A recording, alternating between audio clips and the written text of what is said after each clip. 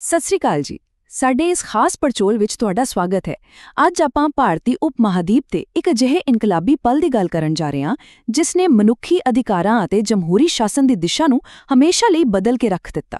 ਹੁਣ ਜ਼ਰਾ ਸੋਚ ਕੇ ਦੇਖੋ ਕਿ 17ਵੀਂ ਸਦੀ ਦੇ ਭਾਰਤੀ ਉਪ ਮਹਾਦੀਪ ਵਿੱਚ ਇੱਕ ਯੋਧੇ ਭਾਈਚਾਰੇ ਦੀ ਸਿਰਜਣਾ ਨੂੰ ਅਸਲ ਵਿੱਚ ਇਤਿਹਾਸ ਦਾ ਸਭ ਤੋਂ ਵੱਡਾ ਮਨੁੱਖੀ ਅਧਿਕਾਰਾਂ ਦਾ ਮੀਲ ਪੱਥਰ ਮੰਨਿਆ ਜਾ ਸਕਦਾ ਹੈ। ਕੀ ਇਹ ਬਰਾਬਰੀ, ਧਾਰਮਿਕ ਆਜ਼ਾਦੀ ਅਤੇ ਮਨੁੱਖੀ ਮਾਣ-ਸਨਮਾਨ ਦੀ ਸੰਸਥਾਗਤ ਨੀਂਹ ਸੀ? ਇਹ ਇਤਿਹਾਸ ਦਾ ਇੱਕ ਬਹੁਤ ਹੀ ਦਿਲਚਸਪ ਪਹਿਲੂ ਹੈ ਜਿਸ ਦੀ ਅੱਜ ਆਪਾਂ ਡੂੰਘਾਈ ਨਾਲ ਪੜਚੋਲ ਕਰਾਂਗੇ। ਪਹਿਲਾ ਭਾਗ ਹੈ ਜ਼ੁਲਮ ਦਾ ਦੌਰ। ਇਸ ਬਦਲਾਅ ਨੂੰ ਸਮਝਣ ਲਈ ਸਾਨੂੰ ਉਸ ਸਮੇਂ ਦੇ ਹਾਲਾਤਾਂ ਨੂੰ ਸਮਝਣਾ ਪਵੇਗਾ। ਜੇ ਆਪਾਂ ਇਸ ਟਾਈਮਲਾਈਨ ਵੱਲ ਨਜ਼ਰ ਮਾਰੀਏ ਤਾਂ ਸਾਫ਼ ਸਮਝ ਆਉਂਦਾ ਹੈ ਕਿ ਇਹ ਵੱਡੀ ਤਬਦੀਲੀ ਅਸਲ ਵਿੱਚ ਮੁਗਲ ਸਾਮਰਾਜ ਦੇ ਭਿਆਨਕ ਜ਼ੁਲਮਾਂ, ਜਬਰੀ ਧਰਮ ਪਰਿਵਰਤਨ ਅਤੇ ਜਜ਼ੀਆ ਵਰਗੇ ਪੱਖਪਾਤੀ ਟੈਕਸਾਂ ਦੇ ਪ੍ਰਤੀਕਾਰਮ ਵਜੋਂ ਹੋਈ ਸੀ। 1675 ਤੋਂ 1708 ਤੱਕ ਦੀਆਂ ਇਹ ਘਟਨਾਵਾਂ ਇੱਕ ਤੇਜ਼ ਲੜੀ ਵਾਂਗ ਹਨ।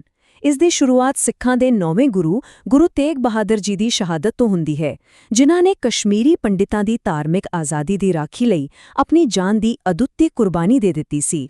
ਇੱਥੇ ਸਭ ਤੋਂ ਅਹਿਮ ਨੁਕਤਾ ਇਹ ਹੈ, ਅਤੇ ਇਹ ਬਹੁਤ ਕਮਾਲ ਦੀ ਗੱਲ ਹੈ, ਕਿ ਗੁਰੂ ਤੇਗ ਬਹਾਦਰ ਜੀ ਨੇ ਅੰਤਾਂ ਦੇ ਤਸ਼ੱਦਦ ਦੇ ਬਾਵਜੂਦ ਇਸਲਾਮ ਕਬੂਲ ਕਰਨ ਤੋਂ ਸਾਫ਼ ਇਨਕਾਰ ਕਰ ਦਿੱਤਾ। ਉਨ੍ਹਾਂ ਨੇ ਆਪਣਾ ਸੀਸ ਦੇ ਦਿੱਤਾ, ਪਰ ਸਿਦਕ ਨਹੀਂ ਹਾਰਿਆ। ਇਸ ਮਹਾਨ ਸ਼ਹਾਦਤ ਨੇ ਸ਼ਾਂਤਮਈ ਵਿਰੋਧ ਦੀ ਇੱਕ ਬਹੁਤ ਹੀ ਡੂੰਘੀ ਮਿਸਾਲ ਕਾਇਮ ਕੀਤੀ, ਅਤੇ ਇਸ ਦਾ ਉਨ੍ਹਾਂ ਦੇ ਸਪੁੱਤਰ ਗੁਰੂ ਗੋਬਿੰਦ ਸਿੰਘ ਜੀ ਦੀ ਸੋਚ ਉੱਤੇ ਇੱਕ ਅਮਿਟ ਪ੍ਰਭਾਵ ਪਿਆ। ਦੂਜਾ ਭਾਗ ਹੈ ਵਿਸਾਖੀ ਦਾ ਇਤਿਹਾਸਿਕ ਮੋੜ।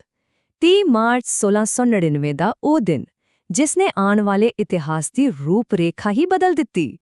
ਇਤਿਹਾਸਿਕ ਲਿਖਤਾਂ ਬਹੁਤ ਹੀ ਹੈਰਾਨੀਜਨਕ ਢੰਗ ਨਾਲ ਦੱਸਦੀਆਂ ਹਨ ਕਿ ਉਸ ਦਿਨ ਅਨੰਦਪੁਰ ਸਾਹਿਬ ਵਿਖੇ ਵਿਸਾਖੀ ਦੇ ਤਿਉਹਾਰ ਦੌਰਾਨ ਅਸਲ ਵਿੱਚ ਕੀ ਹੋਇਆ ਸੀ। ਗੁਰੂ ਗੋਬਿੰਦ ਸਿੰਘ ਜੀ ਨੇ ਅਚਾਨਕ ਸੰਗਤ ਵਿੱਚੋਂ ਇੱਕ ਬਹੁਤ ਵੱਡੀ ਕੁਰਬਾਨੀ ਯਾਨੀ 50 ਸੀਸਾਂ ਦੀ ਮੰਗ ਕਰ ਲਈ। ਜ਼ਰਾ ਸੋਚੋ, ਭਰੇ ਇਕੱਠ ਵਿੱਚ ਅਜਿਹੀ ਮੰਗ। ਇਸ ਨੇ ਵਿਸ਼ਾਲ ਸੰਗਤ ਨੂੰ ਹੈਰਾਨ ਤਾਂ ਜ਼ਰੂਰ ਕੀਤਾ, ਪਰ ਅੰਤ ਵਿੱਚ ਇਸੇ ਘਟਨਾ ਨੇ ਇੱਕ ਨਵੇਂ ਸਮਾਜਿਕ ਧਾਰਮਿਕ ਭਾਈਚਾਰੇ ਨੂੰ ਜਨਮ ਦਿੱਤਾ। ਤਾਂ ਜਿਹੜੇ 5 ਬਹਾਦਰ ਵਿਅਕਤੀ ਅੱਗੇ ਆਏ, ਉਹਨਾਂ ਨੂੰ ਖਾਲਸਾ ਸਾਜਿਆ ਗਿਆ। ਤੁਹਾਨੂੰ ਪਤਾ ਹੈ, ਖਾਲਸਾ ਸ਼ਬਦ ਅਰਬੀ ਦੇ ਖਾਲਸ ਤੋਂ ਆਇਆ ਹੈ, ਜਿਸ ਦਾ ਅਰਥ ਹੈ ਸ਼ੁੱਧ, ਸਪਸ਼ਟ, ਆਜ਼ਾਦ ਅਤੇ ਬਿਲਕੁਲ ਸੱਚਾ। ਇਹ ਇੱਕ ਅਜਿਹਾ ਵਿਸ਼ੇਸ਼ ਭਾਈਚਾਰਾ ਸੀ ਜਿਸ ਦੀ ਬੁਨਿਆਦ ਆਪਣੇ ਗੁਰੂ ਪ੍ਰਤੀ ਪੂਰਨ ਵਫਾਦਾਰੀ ਅਤੇ ਮਨੁੱਖਤਾ ਦੀ ਰਾਖੀ ਲਈ ਹਰ ਪਲ ਤਿਆਰ ਰਹਿਣ ਉੱਤੇ ਟਿਕੀ ਹੋਈ ਸੀ। ਅਤੇ ਨਵੇਂ ਅੰਮ੍ਰਿਤ ਸੰਚਾਰ ਦੀ ਰਸਮ ਆਪਣੇ ਆਪ ਵਿੱਚ ਮਿਠਾਸ ਅਤੇ ਫੌਲਾਦ ਦਾ ਇੱਕ ਕਮਾਲ ਦਾ ਸੁਮੇਲ ਸੀ। ਪਾਣੀ ਵਿੱਚ ਪਤਾਸੇ ਪਾ ਕੇ ਉਸ ਨੂੰ ਖੰਡੇ ਯਾਨੀ 2 ਧਾਰੀ ਤਲਵਾਰ ਨਾਲ ਤਿਆਰ ਕੀਤਾ ਗਿਆ। ਪਤਾਸੇ ਮਨੁੱਖਤਾ ਨਾਲ ਪਿਆਰ ਕਰਨ ਦੀ ਦਇਆ ਨੂੰ ਦਰਸਾਉਂਦੇ ਹਨ, ਅਤੇ ਖੰਡਾ ਮਨੁੱਖਤਾ ਦੀ ਰਾਖੀ ਲਈ ਲੋੜੀਂਦੀ ਤਾਕਤ ਦੀ ਪ੍ਰਤੀਨਿਧਤਾ ਕਰਦਾ ਹੈ। ਕਿੰਨਾ ਸ਼ਾਨਦਾਰ ਪ੍ਰਤੀਕ ਹੈ ਨਾ? ਹੁਣ ਆਉਂਦੇ ਹਾਂ ਤੀਜੇ ਭਾਗ ਤੇ, ਜਾਤ ਰਹਿਤ ਭਾਈਚਾਰਾ। ਇਹੀ ਉਹ ਥਾਂ ਹੈ ਜਿੱਥੇ ਸਮਾਜਿਕ ਬਰਾਬਰੀ ਦੀ ਅਸਲ ਨੀਂਹ ਰੱਖੀ ਗਈ ਸੀ। ਪੁਰਾਣੇ ਸਮਾਜਿਕ ਨਿਯਮਾਂ ਅਤੇ ਇਸ ਨਵੀਂ ਕ੍ਰਾਂਤੀਕਾਰੀ ਖਾਲਸਾ ਪ੍ਰਣਾਲੀ ਵਿੱਚ ਜ਼ਮੀਨ ਅਸਮਾਨ ਦਾ ਫਰਕ ਸੀ। ਦੇਖੋ, ਖਾਲਸੇ ਨੇ ਵਿਚੋਲੇ ਬਣੇ ਭ੍ਰਸ਼ਟ ਮਸੰਦਾਂ ਨੂੰ ਬਿਲਕੁਲ ਪਾਸੇ ਕਰ ਦਿੱਤਾ। ਪੁਰਾਣੇ ਜ਼ਮਾਨੇ ਦੀਆਂ ਜਾਤ-ਪਾਤ ਦੀਆਂ ਵੰਡਾਂ ਅਤੇ ਚੁੱਪਚਾਪ ਜ਼ੁਲਮ ਸਹਿਣ ਦੀ ਥਾਂ ਤੇ ਇੱਕ ਨਵਾਂ ਜਾਤ ਰਹਿਤ ਭਾਈਚਾਰਾ ਖੜਾ ਕੀਤਾ ਗਿਆ।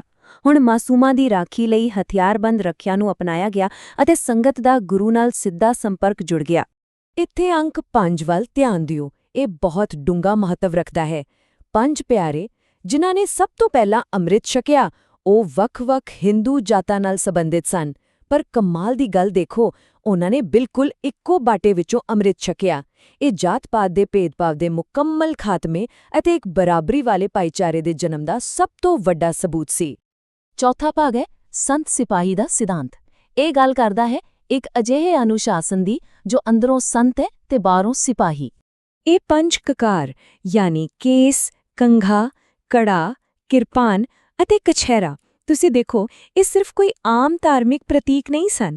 ਅਸਲ ਵਿੱਚ ਇਹ ਇੱਕ ਬਹੁਤ ਹੀ ਸਖਤ ਅਨੁਸ਼ਾਸਨ ਸੀ ਅਤੇ ਮਨੁੱਖੀ ਅਧਿਕਾਰਾਂ ਦੀ ਰਾਖੀ ਦੀ ਇੱਕ ਅਜਿਹੀ ਵਰਦੀ ਸੀ ਜੋ ਹਰ ਸਮੇਂ ਪਹਿਨਣੀ ਜ਼ਰੂਰੀ ਸੀ। ਅਤੇ ਇਹ ਨੁਕਤਾ ਬਹੁਤ ਹੀ ਖਾਸ ਹੈ। ਇੱਥੇ ਸਾਨੂੰ ਲਿੰਗ ਬਰਾਬਰੀ ਦੀ ਇੱਕ ਬਹੁਤ ਹੀ ਆਧੁਨਿਕ ਮਿਸਾਲ ਮਿਲਦੀ ਹੈ। ਖਾਲਸੇ ਨੇ ਮਰਦਾਂ ਅਤੇ ਔਰਤਾਂ ਨੂੰ ਇੱਕੋ ਜਿਹਾ ਬਰਾਬਰ ਦਾ ਦਰਜਾ ਦਿੱਤਾ। ਮਰਦਾਂ ਨੂੰ ਸਿੰਘ ਯਾਨੀ ਸ਼ੇਰ ਦਾ ਉਪਨਾਮ ਦਿੱਤਾ ਗਿਆ ਅਤੇ ਔਰਤਾਂ ਨੂੰ ਕੌਰ ਯਾਨੀ ਰਾਜਕੁਮਾਰੀ ਦੀ ਪਹਿਚਾਣ ਮਿਲੀ। ਇਹ ਉਸ ਸਮੇਂ ਦੇ ਹਿਸਾਬ ਨਾਲ ਇੱਕ ਬਹੁਤ ਵੱਡਾ ਸਮਾਜਿਕ ਇਨਕਲਾਬ ਸੀ। ਹੁਣ ਜੇ ਆਪਾਂ ਇਤਿਹਾਸਿਕ ਲਿਖਤਾਂ ਵੱਲ ਝਾਤ ਮਾਰੀਏ ਤਾਂ ਸਾਫ਼ ਪਤਾ ਲੱਗਦਾ ਹੈ ਕਿ ਖਾਲਸੇ ਨੂੰ ਬੰਦਿਆਂ ਸਾਰ ਹੀ ਆਪਣੇ ਹੱਕਾਂ ਦੀ ਰਾਖੀ ਲਈ ਸੰਘਰਸ਼ ਵਿੱਚ ਉਤਰਨਾ ਪਿਆ। ਗੁਰੂ ਗੋਬਿੰਦ ਸਿੰਘ ਜੀ ਨੇ ਲਗਭਗ 14 ਜੰਗਾਂ ਲੜੀਆਂ, ਪਰ ਗੌਰ ਕਰਨ ਵਾਲੀ ਗੱਲ ਇਹ ਹੈ ਕਿ ਇਹਨਾਂ ਵਿੱਚੋਂ ਕੋਈ ਵੀ ਜੰਗ ਜ਼ਮੀਨ, ਰਿਆਸਤ ਜਾਂ ਪੈਸੇ ਲਈ ਨਹੀਂ ਸੀ, ਬਲਕਿ ਸਿਰਫ ਜ਼ੁਲਮ ਨੂੰ ਰੋਕਣ ਅਤੇ ਮਨੁੱਖਤਾ ਨੂੰ ਬਚਾਉਣ ਲਈ ਲੜੀ ਗਈ ਸੀ। ਆਪਾਂ ਪਹੁੰਚਦੇ ਹਾਂ ਆਪਣੇ 5ਵੇਂ ਅਤੇ ਆਖਰੀ ਭਾਗ ਤੇ, ਜਮਹੂਰੀ ਬਰਾਬਰੀ ਦੀ ਸੰਸਥਾਗਤ ਸਿਰਜਣਾ। ਗੁਰੂ ਸਾਹਿਬ ਨੇ ਲੀਡਰਸ਼ਿਪ ਦੇ ਪੂਰੇ ਸੰਕਲਪ ਨੂੰ ਹੀ ਬਦਲ ਕੇ ਰੱਖ ਦਿੱਤਾ। ਉਨ੍ਹਾਂ ਨੇ ਡੂੰਘੀ ਨਿਮਰਤਾ ਅਤੇ ਕਮਾਲ ਦੀ ਜਮਹੂਰੀ ਦੂਰਅੰਦੇਸ਼ੀ ਦਿਖਾਉਂਦੇ ਹੋਏ ਖੁਦ ਉਨ੍ਹਾਂ ਹੀ 5 ਪਿਆਰਿਆਂ ਤੋਂ ਅੰਮ੍ਰਿਤ ਮੰਗਿਆ। ਇਸ ਨੇ ਇੱਕ ਬਹੁਤ ਵੱਡਾ ਸੁਨੇਹਾ ਦਿੱਤਾ ਕਿ ਹੁਣ ਵਚਨਬੱਧ ਸਿੱਖਾਂ ਦੀ ਸਮੂਹਿਕ ਜਮਹੂਰੀ ਸੰਸਥਾ ਯਾਨੀ ਗੁਰੂ ਪੰਥ ਕੋਲ ਹੀ ਸਰਵੋੱਚ ਅਧਿਆਤਮਿਕ ਅਤੇ ਦੁਨਿਆਵੀ ਅਧਿਕਾਰ ਹਨ। ਖਾਲਸਾ ਮਹਿਮਾ ਦਾ ਇਹੀ ਸ਼ਕਤੀਸ਼ਾਲੀ ਹਵਾਲਾ ਬਿਲਕੁਲ ਸਪਸ਼ਟ ਕਰ ਦਿੰਦਾ ਹੈ ਕਿ ਗੁਰੂ ਸਾਹਿਬ ਆਪਣੀ ਸੰਗਤ ਦਾ ਕਿੰਨਾ ਸਤਿਕਾਰ ਕਰਦੇ ਸਨ। ਇਹ ਲਫ਼ਜ਼ ਆਗੂ ਅਤੇ ਸਿੱਖ ਵਿਚਕਾਰਲੀ ਰੇਖਾ ਨੂੰ ਹਮੇਸ਼ਾ ਲਈ ਮਿਟਾ ਦਿੰਦੇ ਹਨ। ਇੱਕ ਆਗੂ ਖੁਦ ਕਹਿ ਰਿਹਾ ਹੈ ਕਿ ਖਾਲਸਾ ਹੀ ਮੇਰਾ ਸ਼ਰੀਰ ਹੈ ਅਤੇ ਖਾਲਸਾ ਹੀ ਮੇਰੀ ਜਾਨ ਹੈ। ਔਰੰਗਜ਼ੇਬ ਨੂੰ ਲਿਖੇ ਗਏ ਜ਼ਫਰਨਾਮਾ ਵਿੱਚ ਗੁਰੂ ਸਾਹਿਬ ਦਾ ਅਟਲ ਵਿਸ਼ਵਾਸ ਸਾਫ਼ ਝਲਕਦਾ ਹੈ ਕਿ ਨੈਤਿਕ ਕਾਨੂੰਨ ਹਮੇਸ਼ਾ ਸ਼ਾਹੀ ਤਾਕਤ ਤੋਂ ਉੱਪਰ ਹੁੰਦਾ ਹੈ।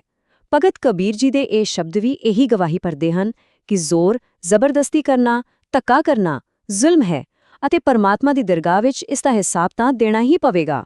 ਇਹ ਜ਼ਾਲਮਾਂ ਨੂੰ ਜਵਾਬਦੇਹ ਠਹਿਰਾਉਣ ਦੀ ਇੱਕ ਮਹਾਨ ਅਤੇ ਸਦੀਵੀ ਵਿਰਾਸਤ ਹੈ। ਇਸ ਪੜਚੋਲ ਨੂੰ ਖਤਮ ਕਰਦਿਆਂ ਆਪਾਂ ਨੂੰ ਇਹ ਜ਼ਰੂਰ ਸੋਚਣਾ ਚਾਹੀਦਾ ਹੈ ਕਿ ਅਧਿਆਤਮਿਕ ਸ਼ਰਧਾ ਅਤੇ ਮਜ਼ਲੂਮਾਂ ਦੀ ਰਾਖੀ ਦਾ ਇਹ 17ਵੀਂ ਸਦੀ ਦਾ ਸੁਮੇਲ ਅੱਜ ਕਿਵੇਂ ਲਾਗੂ ਹੁੰਦਾ ਹੈ। ਕਮਜ਼ੋਰਾਂ ਦੀ ਰਾਖੀ ਕਰਨ ਅਤੇ ਜਮਹੂਰੀ ਬਰਾਬਰੀ ਬਣਾਈ ਰੱਖਣ ਦੇ ਖਾਲਸੇ ਦੇ ਸਿਧਾਂਤ ਅੱਜ ਵਿਸ਼ਵ ਪੱਧਰ ਤੇ ਮਨੁੱਖੀ ਅਧਿਕਾਰਾਂ ਲਈ ਚੱਲ ਰਹੇ ਸੰਘਰਸ਼ ਲਈ ਇੱਕ ਸ਼ਾਨਦਾਰ ਬਲੂਪ੍ਰਿੰਟ ਕਿਉਂ ਹਨ? ਇਹ ਡੂੰਘਾ ਸਵਾਲ ਮੈਂ ਤੁਹਾਡੇ ਤੇ ਛੱਡਦਾ ਹਾਂ। ਜ਼ਰਾ ਸੋਚ ਕੇ ਦੇਖਿਓ।